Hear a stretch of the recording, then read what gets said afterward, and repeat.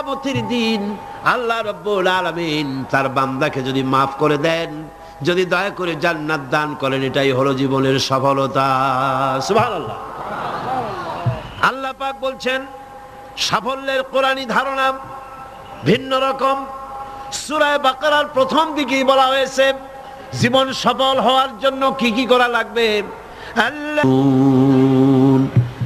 জীবন যাদের সফল হবে তাদের গুণ বর্ণনা করা হচ্ছে। শোনেন, আল্লাহ পাক বলছেন যারা নাকি গায়েবকে বিশ্বাস করবে, অদৃশ্যকে বিশ্বাস করবে। আমরা বিশ্বাস করছি কিনা? আর যারা জবাব দিলেন না তারা বুঝি করেন নাই। অদৃশ্য বোঝেন তো? অদৃশ্য কি? আল্লাহ পাক। আল্লাহ পাকের দেখি না কিন্তু বিশ্বাস করি নি। এত আস্তে করলেন কেন? বিশ্বাস করছি কিনা?